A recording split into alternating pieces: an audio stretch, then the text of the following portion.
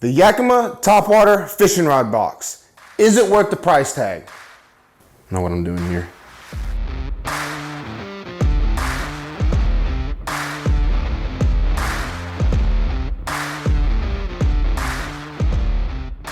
I've had my Yakima for about 1 year and 3 months now.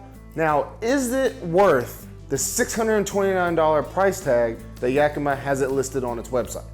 I bought mine right towards the end of COVID. For some reason, overlanding gear was hard to get a hold of. This was one of 4 left in the US, and I paid an extra almost $200. I paid $800, but I'm gonna keep this video short, sweet, to the point, simple, or short, sweet, simple, short, sweet, you know what I'm talking about. Let's go over the specifications, and then we can go through the pros and cons and what my overall opinion is of the Yakima rod box. The overall length is 102 inches, which is 8.5 feet. And then the width is 18 inches and the depth is 9 inches. So it has a very slender profile. They built this out of full carbon fiber, except for a few metal parts on the inside, like the springs and the hinges, and then your lock. So the overall weight is only 39 pounds, which is relatively light for such a large box. It only has a single lock, but with the way this lock is designed, both sides have to be completely shut for it to close. It's got a very simple layout. It's got 3 main ridges, custom brackets that slide on the inside, and the rubber pieces that go on the inside to seal off the rest of these open gaps that you're not using. Now, I have had this on my truck in several different setups, not just on top of my roof rack, but I've had it on the backside of my billy bars as well. And that was more of a concern because somebody could easily walk by and then look underneath it, but with it being on top of my truck, not so much. These brackets will fit just about anything. I haven't seen anything that these won't fit yet. And the fact that this is so universal just makes it really easy to swap between different setups. You'll see that each one of these ridges that comes across has this rubber band that's for cinching down your combos. And then you've got 2 hinges on either side. Pretty basic hinge. It's got a stop, so it won't go any further than this. You get a simple spring, so when it comes down, latches. And that's the only metal parts that are on the rod box, and the rest of it's all carbon fiber. So you'll see that this is one lock on one side, your other lock on the opposite side, one hook there, and the other one down here on this side. They just go down inside those holes, and once both are in, you can actually lock the centerpiece shut. So pros and cons. The pros for me is the lightweight and the amount of actual room that you have in here, because it says overall height's 9 inches, but I have sometimes used this just for storage while we're on the road. If we don't plan on doing a lot of fishing, I can put a lot of things in here, especially for the dogs. I don't have to put them inside my truck.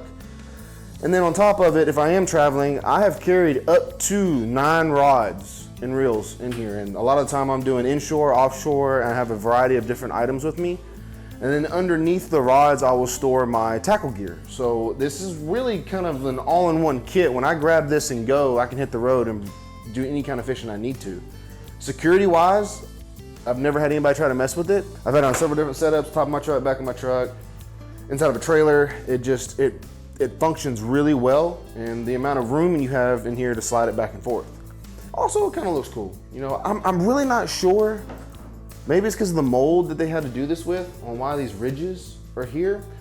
I personally think that it'd look a lot better if it was just really smooth and may actually give you a little more room on the inside, but I'm not a designer, so I just use the things. Cons, it's not completely straight. Sometimes you'll run into an issue where the front will close and you'll find the lock won't close. While holding the lock, go ahead and push the other side that you didn't already close and then finish closing the lock. Second, I am not sure why, but for $600, I would assume that I had an option to add a $40 light kit, maybe. It is very dark in here, and even with the flashlight, if it is way on top of my truck, it is really hard to see and tell what's in here. Now, I have a fix for that. Yakima, if you take my idea, my followers saw it first, okay? But here's my fix. So this is a mini 12-volt solar panel, a 12-volt lithium battery pack, and some 2.5-inch white LEDs. This whole kit may have cost $30 on Amazon. By the way, I fought the Amazon thing for a while because I just thought it was just, I'm not gonna be that person. I literally have Amazon boxes delivered to my house almost every day. So I'm going to be installing this. The solar panel is going to go right here.